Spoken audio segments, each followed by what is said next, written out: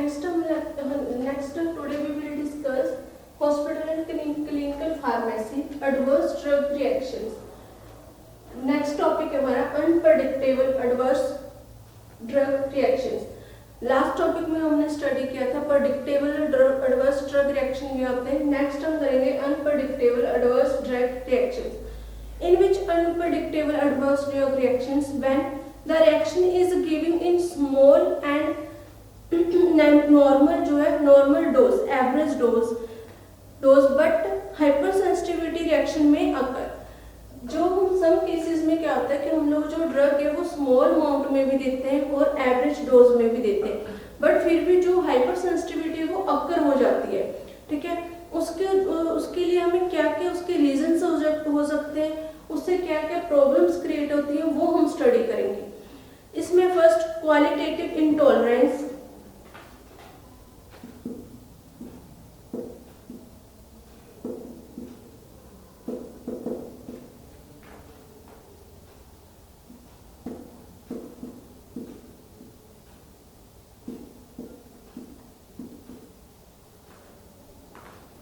First है हमारा qualitative intolerance. इसमें क्या है, जो intolerance of the drug by the individual show because immune response of the body और लैकिंग ऑफ एंजाइम. जो हमारा इंटॉलरेंस क्यों होती है, क्योंकि हमारा जो बॉडी का इम्यून सिस्टम है या तो वो प्रॉपर वर्किंग नहीं कर रहा है या फिर जो हमारी बॉडी में एंजाइम्स है, ठीक है, वो इनहिबिट हो रहे हैं. उन एंजाइम्स की हमने कोई मेडिसिन ले रखी है या हमारे कोई ऐसे सिंथेसिस बॉडी में हमारे कोई ऐसे हमने मेडिसिन के कारण जो एंजाइम है वो इनहिबिट हो जाते हैं. ठीक है, वो प्रॉपर वर्किंग नहीं कर पाते, इसलिए जो हमारी बॉडी में वो क्वालिटेटिव इंटॉलरेंस होती है. इसमें क्या है, जो क्वालिटेटिव इंटॉलरेंस है इसमें जो रिजल्ट क्या आता है, हाइपर रिस्पॉन्स सचेस जैसे एलर्जिक रिएक्शंस होना,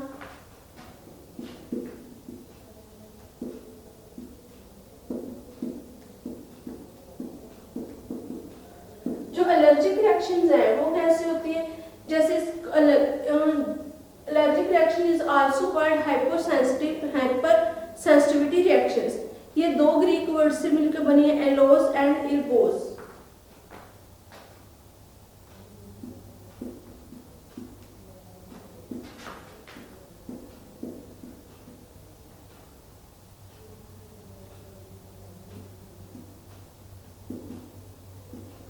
एलोस मतलब अलर्टेड, इर्गोस मतलब एनर्जी. ये दो ग्रीक वर्ड्स हैं जिनके साथ मिलके क्या बना हमारा जो टर्म बनी है एलर्जिक या फिर एलर्जी.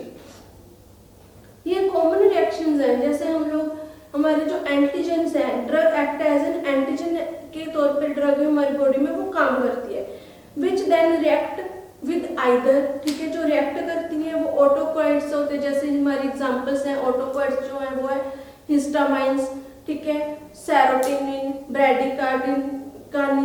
ये क्या हमारे एलर्जिक रिएक्शंस हैं उनको प्रोड्यूस करते हैं. ठीक है, वो क्या करते हैं हमारी बॉडी में, ये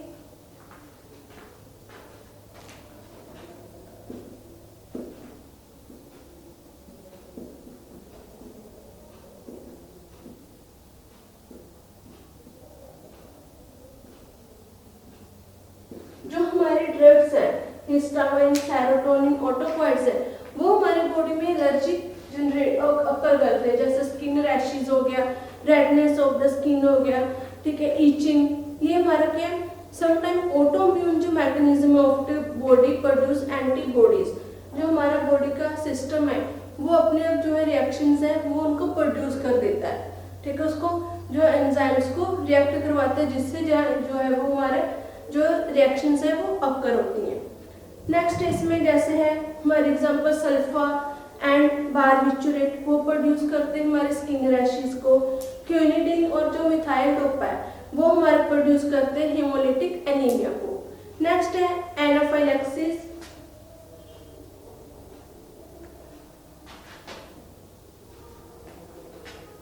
क्वालिटेटिव रिएक्शन की जो इंटॉलरेंस की नेक्स्ट टाइप है वो है एनाफाइलैक्सिस.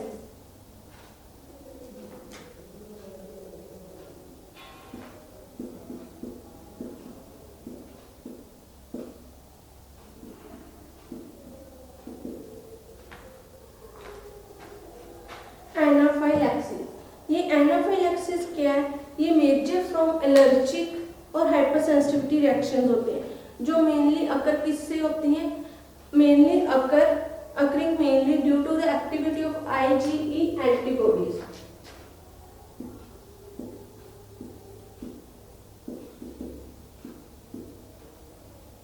जो हमारी एंटीबॉडीज होती हैं, ठीक है, जो इम्यूनो जो है हमारी एंटीबॉडीज है, ठीक है, उनसे मिलकर ये हमारी एक्शंस है वो होते हैं, जैसे IgE एंटीबॉडीज। इसमें क्या होता है, इसकी कैरेक्टरिस्टिक्स क्या होती है, pulmonary and circulatory collapse for as asthma, कि जो हमारे अस्थमा की प्रॉब्लम होगी, एलर्जी जैसे डस्ट से, पोलन हो गए, हमारे जो पैट्स हो गए, फाइबर से अस्थमा की एलर्जी हो जाती है, या हाइपोटेंशन।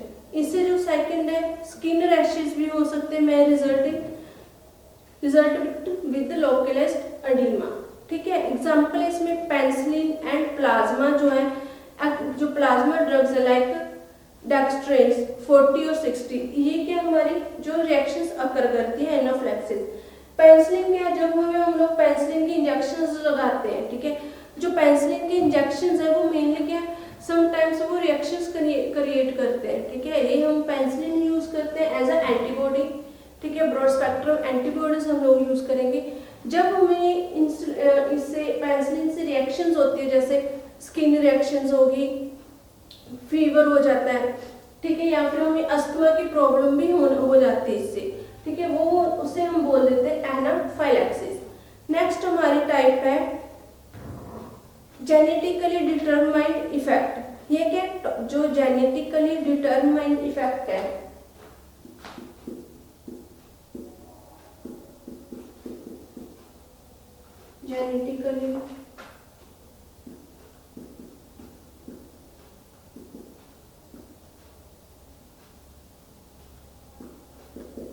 जेनेटिकली डिटरमाइंड इफेक्ट, ठीक है। इसमें क्या आ जाता है, जो ड्रग प्रोड्यूस होते हैं वो टॉक्सिक इफेक्ट प्रोड्यूस करती है बॉडी में हमारे, क्यों, क्योंकि उसमें जो हमारी बॉडी में जैसे जेनेटिकली वर्ड है मतलब हेरिडिटी, जेनेटिक जो हमारी जो बॉडी में प्रॉब्लम्स जो होती हैं, जो जेनेटिकली जो हेरिडिटी डिजीज होती है हमारी बॉडी में, क्या जेनेटिकली टॉक्सिक होते हैं, कि हमें अगर कोई भी जो ड्रग है, जो डिसऑर्डर है, वो उसके अकॉर्डिंगली जो हमारा इम्यून सिस्टम काम करेगा। अगर हमारी जो जेनेटिकली जो हमारे प्रॉब्लम है डायबिटीज की, तो हमारी फैमिली में आगे जो भी जनरेशन आएगी उसको वो डिजीज हेरिडिकली होगी, उसके जीन्स में प्रेजेंट होगी, ठीक है, उसे हम कह देते हैं जेनेटिकली। जो भी हमारे हेरिडिटी डिसऑर्डर होता है, ठीक है, उसके इफेक्ट को मेटाबॉलिज्म के पाथवे क्या है, pathway in liver is alerted those patients of selected genetic characters are suspected for specific drugs जैसे isoniazid। अब कई पर्सन होते हैं उनको आइसोनियाजिड से प्रॉब्लम होती है, ठीक है, वो क्या होते हैं, आइसोनियाजिड के प्रॉब्लम उनकी फैमिली मेंबर्स में किसी ना किसी और को भी नेक्स्ट जनरेशन में होगी, क्योंकि वो उसकी जीन में प्रेजेंट है, वो हो गया जेनेटिकली डिटरमाइंड इफेक्ट। नेक्स्ट है हमारा significance of adverse drug reaction.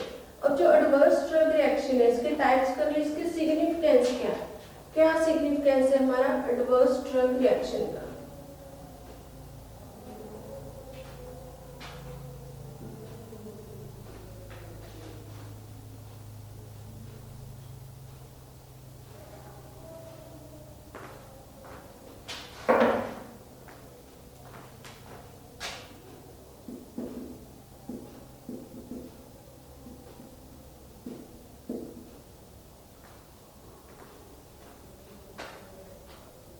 Significance of adverse drug reaction, इसके सिग्निफिकेंस क्या है, सम जो फिजिशियंस होते हैं वो क्या करते हैं, tendency to over prescribe the patient with potent drug, patients को पोटेंट ड्रग्स की ओवर प्रिस्क्राइब कर देते हैं, ठीक है, या फिर जो पेशेंट है वो सेल्फ मेडिकेशन जब हम लोग लेने लग जाते हैं तो उससे क्या होता है, ड्रग का मिसयूज होने लग जाता है, जो ड्रग है वो एडवर्स इफेक्ट कोज करती है, ठीक। समटाइम्स जो फिजिशियंस हैं वो fail to set the therapeutic effect end point of drug like जैसे कोर्टिकोस्टेरॉइड्स है और डाययूरेटिक्स है, उनका जो इफेक्ट होता है उनका जो इफेक्ट होता है वो थेरेपेटिक जो इफेक्ट है प्रॉपर नहीं मिल पाता, ठीक है, क्योंकि उसमें जो है वो थेरेपेटिक एंड पॉइंट जो ड्रग का होता है वो सेटअप नहीं होता, ठीक है, वो मिल नहीं पाता। इसलिए जो continuous use of such drugs है वो क्या करती है, rise give the adverse drug reaction. अगर हमें वो इफेक्ट हमें मिल नहीं पा रहा किसी भी ड्रग का, बट डॉक्टर हमें क्या बार बार वही प्रिस्क्राइब कर रहे हैं ड्रग, तो उससे क्या होता है जो हमारे ड्रग बॉडी में एडवर्स ड्रग रिएक्शंस होने लग जाती हैं। जो वो एडवर्स ड्रग रिएक्शंस होती हैं उनमें और भी बहुत सारे सेवरल फैक्टर्स हैं, जैसे इन्वायरमेंट हो गया हमारा,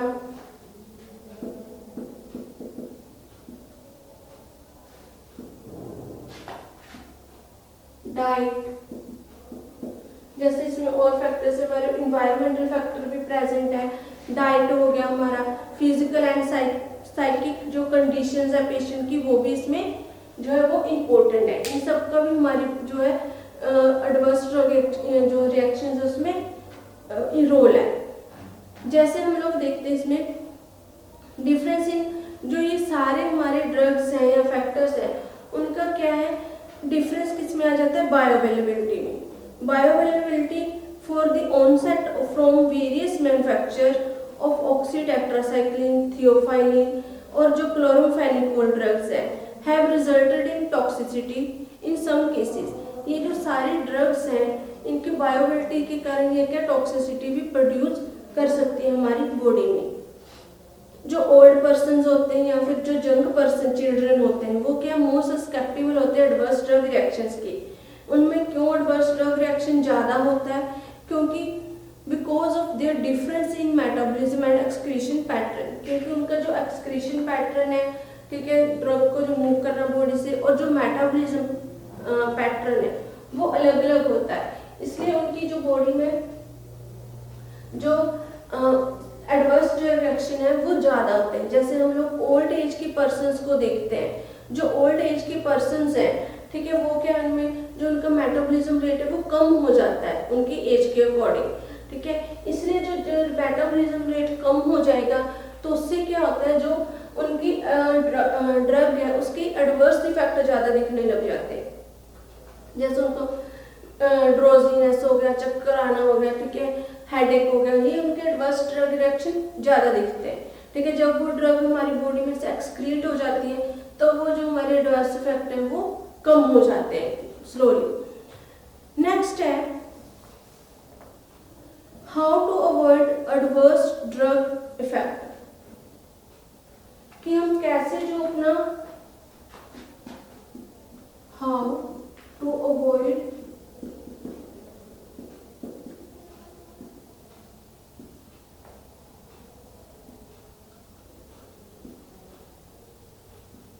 कि हम जो अपने ड्रग इफेक्ट है उसको कैसे अवॉइड कर सकते हैं, कैसे उनको कम कर सकते हैं।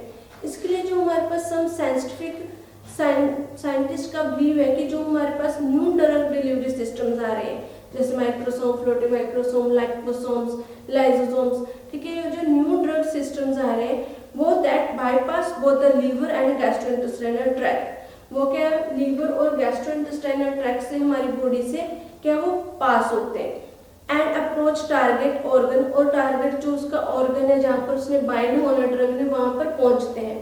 Directly more natural means may medicate patients more efficiently and avoid many side effects. इससे क्या होता है जो उनके ड्रग रिएक्शंस के जो साइड रिएक्शंस है वो बहुत कम हो जाते हैं, ठीक है। इसमें जैसे फर्स्ट कैसे हम कम करेंगे इनके एडवर्स ड्रग रिएक्शंस को, ड्रग की फर्स्ट है decreasing rate of parental administration, जो हमारे पेरेंटल एडमिनिस्ट्रेशन है उनके रेट को कम करके। Second decreasing frequency of administration by use of prolong action formulation, जो हम सस्टेन्ड रिलीज ड्रग्स लेते हैं या प्रोलॉन्ग एक्शन जो है ड्रग्स लेते हैं जो हम यूज करते हैं उनको कम करके, क्योंकि अगर हम लंबे टाइम तक जो एक्शन प्रोवाइड करते हैं वो ड्रग्स लेते रहते हैं तो उनका जो साइड इफेक्ट है वो भी प्रोलॉन्ग टाइम तक चला जाता है। Buffering to the optimum pH before injecting और अप्लाइंग द मेडिकेशन, एक हमें जो बफरिंग करके जो है पीएच है उसकी मेंटेन करनी, इंजेक्ट करना, अप्लाई करना मेडिकेशन में, ताकि उसके जो है ड्रग के साइड इफेक्ट कम हो जाए।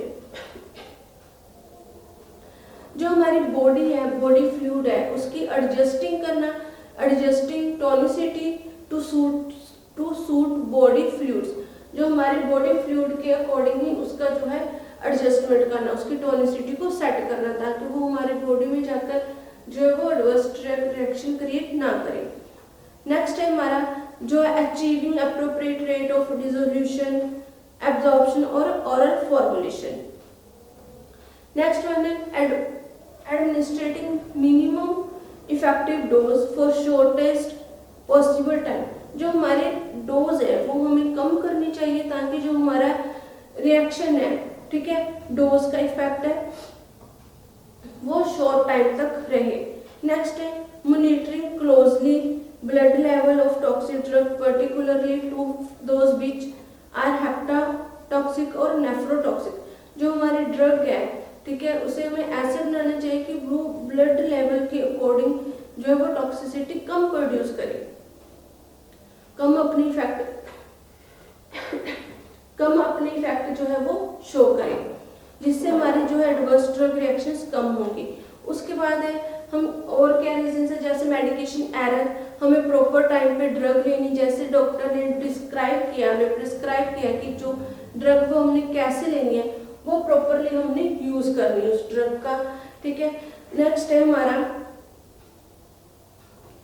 इनएडिक्वेट मॉनिटरिंग ऑफ पेशेंट। जो पेशेंट्स हैं, जैसे उनको कई पेशेंट्स को पता होता है कि हमें जो पैरासीटामोल से एलर्जी हो रही है, सिट्रेजिन से एलर्जी हो रही है, तो वो डॉक्टर को पहले ही बताना चाहिए कि हमें ये इस मेडिसिन से इफेक्ट होता है, इस मेडिसिन से हमारे स्किन रैशेज होते हैं, तो वो डॉक्टर उस ड्रग को नहीं प्रिस्क्राइब करेगा।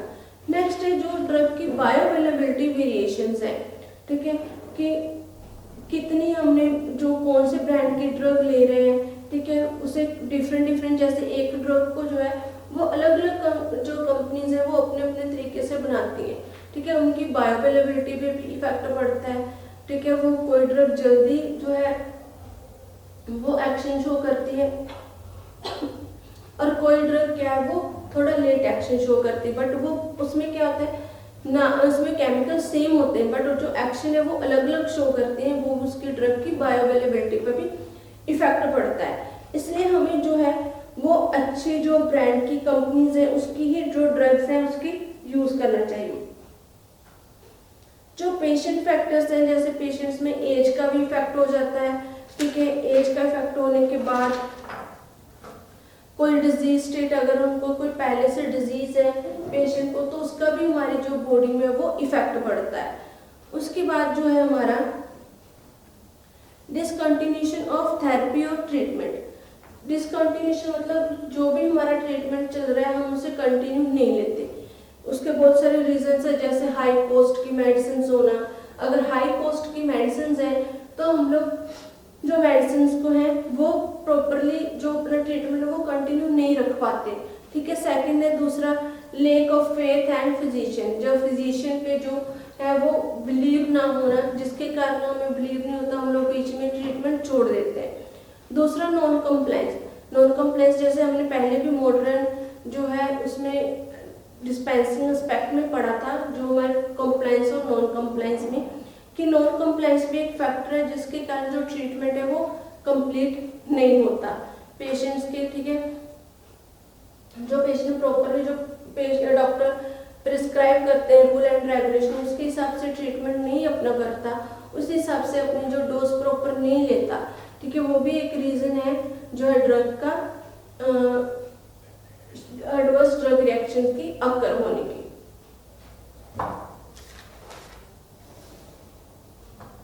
नेक्स्ट है जो है एक और है सडन विथड्रॉल ऑफ ड्रग्स। जैसे हम लोग कोई भी ड्रग लेते हैं, कॉर्टिकोस्टेरॉइड्स हो गए, हमारे जो स्टेरॉइड्स होते हैं वो hormones can not be suddenly stop. उससे क्या, अगर हम लोग ड्रग लेते हैं ना तो हमारे हार्मोन्स एकदम से वो एक्टिविटी बंद नहीं कर पाते, ठीक है। उनको एक्टिविटी अपनी बंद करने के लिए थोड़ा टाइम चाहिए, ठीक है। उसके लिए वो भी हमारा एक साइड इफेक्ट है, इसलिए stop by decreasing the dose. जैसे हमने वो जो हमारे ड्रग को बंद करना होता है, स्टॉप करना होता है हमें अपने कोर्स को, तो हमें जो कॉर्टिकोस्टेरॉइड की ड्रग है उसकी जो डोज है वो कम करते रहना चाहिए, थोड़े थोड़े हमें लेना चाहिए, जिससे जो एक उसका इफेक्ट है वो अपने आप स्लो हो जाए और वो जो उसकी एक्टिविटीज है वो बंद हो जाए।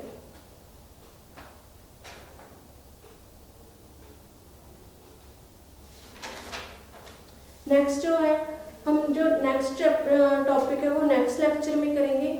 आज के लेक्चर में बस इतना ही।